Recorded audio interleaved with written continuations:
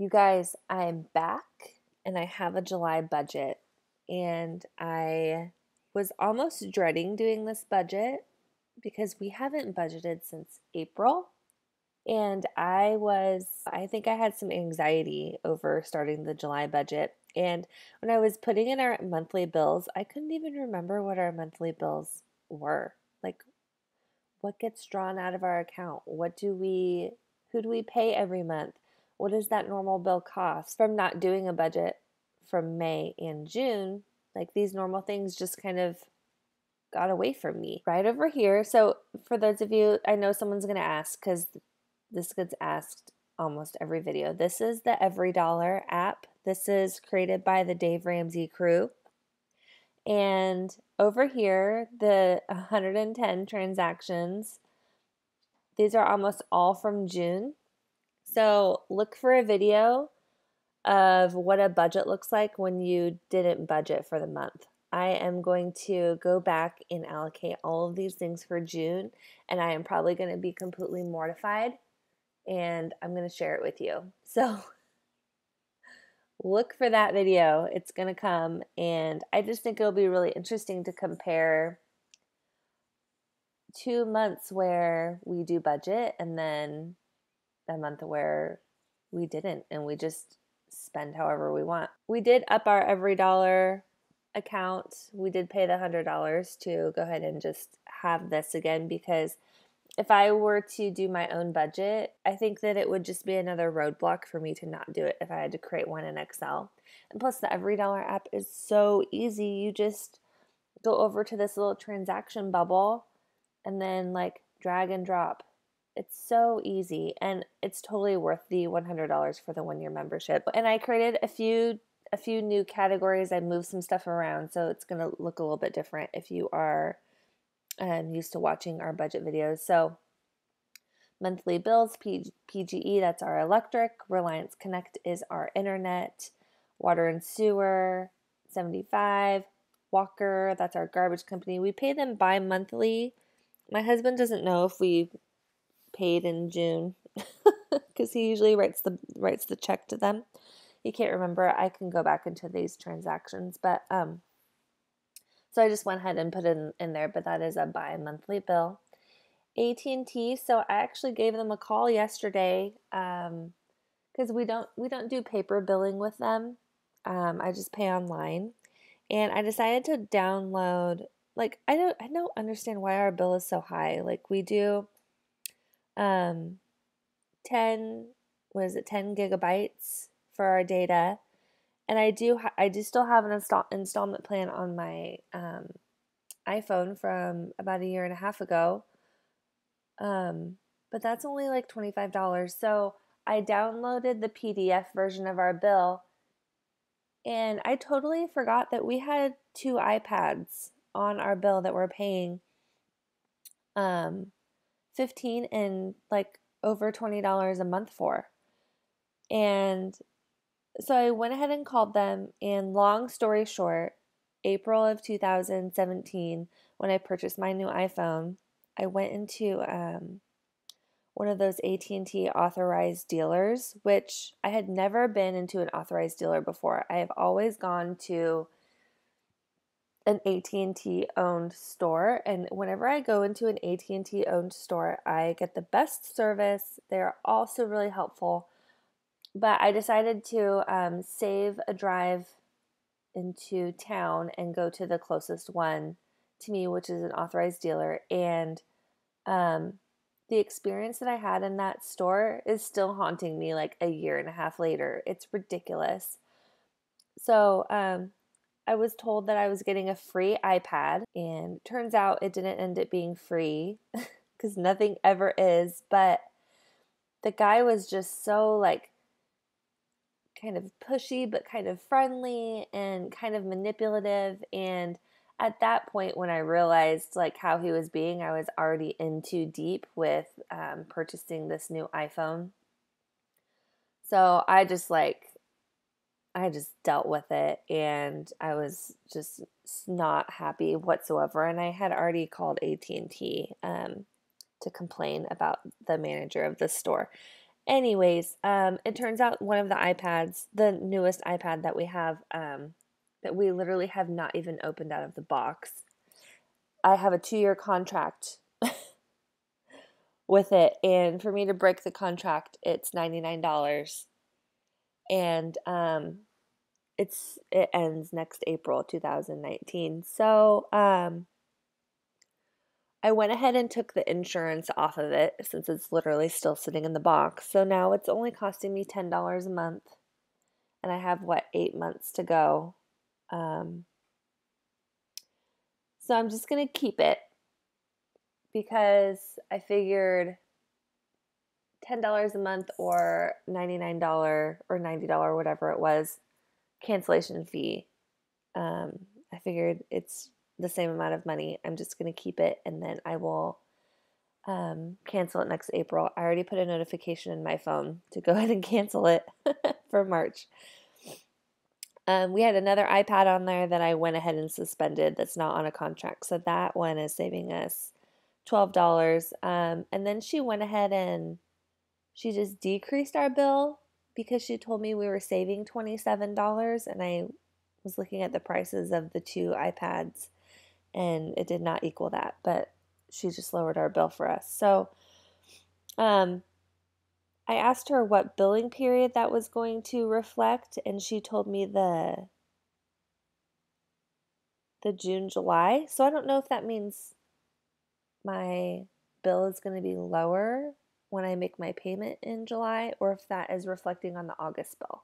I didn't really know. But anywho, AT&T $199, it could be lower.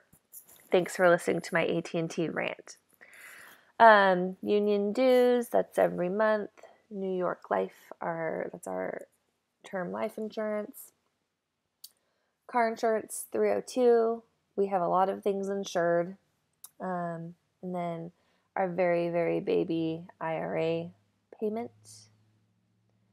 Our standard mortgage for our August payments, because we already paid our July mortgage. So we usually pay our mortgage for the upcoming month, the 3rd or 4th week of the month, just so that we're ahead of the game, because I hate having to keep money in our account, and I hate rolling a bunch of money over for the next month into our account because I feel like it slightly messes me up with every dollar.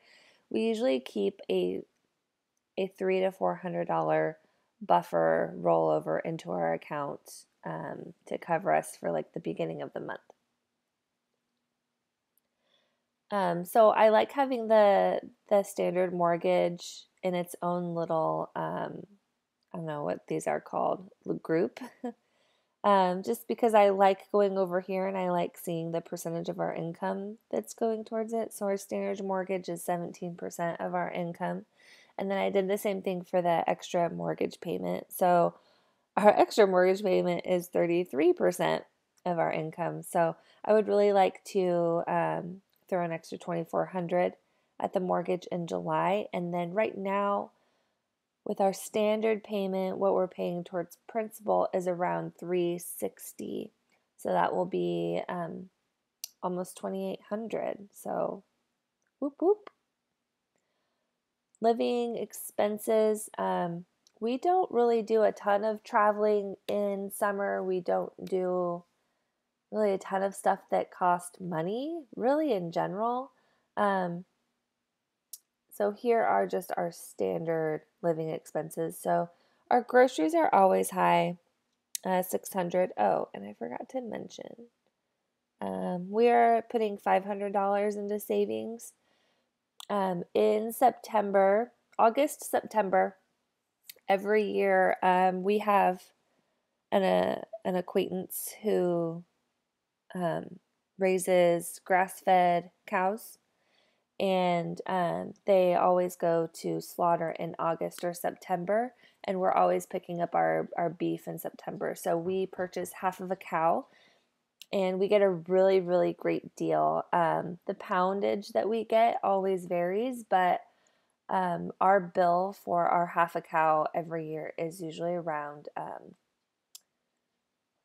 with paying for the cow and then paying the the slaughter and then all of like the wrap fees, it's always around $900, which for how much beef we get is amazing. We still have a ton of beef, not a ton, but we have plenty of beef to last us up until we get our grass-fed cow this September. So under $1,000 for really healthy, good grass-fed beef for an entire year is awesome, and is really helpful with meal planning and, you know, just having good beef in the fridge. Well, in the freezer. So, living expenses, groceries. Our grocery bill is still, I feel like, high every month, especially for people who don't have to buy beef. um, but that's just how it is, even with shopping at Costco. I guess I don't really meal plan a lot, but I've tried to bring it down, and it's just kind of hard, but I think it's something that I'll continue to work on. Our gas is $400 a month. My husband is still working on a job that's about an hour away from our house, and he's an electrical apprentice. So he uses a ton of gas, even though he's driving our older Honda Civic. So I'm just allocating $400, and gas has gone up here. Gas always goes up here in summertime. We're hovering in the high threes right now. Personal money, $250 for me, $200 for my husband. I'm getting a little bit more because at the end of July, I'm going out of town for a workshop weekend that I am a group leader for. So that extra money is just, honestly, it's more for like me eating out and socializing. Animals are getting $50 in their cash envelope. I think for the cat, we'll just probably have to buy her stuff because the dog is getting new food this week. Car maintenance, $40. That is a cash envelope as well. And then yard and home is $300. Actually, I might have to make that $350 because we're probably going to be buying my husband's mother a ceiling fan for her house because she kind of needs one in her living room. And then fun, and then the rest is just for yard and home. It's just for our house. We're probably going to do, this last weekend we put fresh bark dust on one side of our house, and it was $105. We needed 3 yards. And then on the other side of our house where our fire pit is, and then the front section, we're going to have to put some new stuff down too. And the rest is just, honestly, for me to buy plants, and if my husband needs a tool or, you know, anything home related. Fun and entertainment. So for eating out, we're going to do $50. We found a restaurant in town that we both really like. Like, it's not super rowdy. It has good food, and we found a few dishes that we really like sharing with one another. So we've been splitting a meal, and so we're doing $50 for cash and eating out, and that will also, that kind of comes out of like if we both want to like go grab a coffee and have like a coffee date. So we are dwindling that down because I feel like in June we spent a ton of money on eating out. And fun money, $50. That's, I think that we might be going camping in July, just for like 1 or 2 nights. So that's going to pay for our campsite. And then in September, we are going to go to Yellowstone National Park. So we're going to drive there. It's about 12 hours from where we live. So beginning of July, like as of right now, there are still campsites available because we're going on like the 2nd or 3rd week of September is what we're planning on, and there's still campsites available. And basically this $220 will help cover our campsite fees when I go to register online, and then we'll do the bulk of our savings in cash for it in August and September, because the biggest expense for doing road trips for us is honestly the gas. And the food, I'll be going to Costco and doing some pre-made meals. And um, the biggest expense is if we feel like eating out on our trip. So it will be a inexpensive trip, but it's going to be really fun. I haven't completely planned it yet, but I think I'll go ahead and do a video and share about like how I plan for our national park trips, because we have been to a lot of national parks and we have done a lot of road trips. So, and there was a request in the comments on a few older videos about sharing how we travel on a budget. So that's our July projected budget. My husband did end up getting a little bit of a raise just because of where he's at in his apprenticeship program. He hit another 1,000 hours, so he got a pay raise. So that is reflective a little bit in our income. So that's exciting. It just gives us, that extra little buffer, a couple $100 extra a month. And whenever he gets a pay raise, I start counting down to his next pay raise, which will be in about March or April of 2019. So a little bit further off. It's a little bit higher in hours that he needs to get to. But thanks, you guys, for keeping up with me, even though I wasn't budgeting for the last few months. And those of you who stick here on this channel, I really, really appreciate it. So here is what July looks like, and stay tuned for some more budgeting videos. I'll see you later. Bye.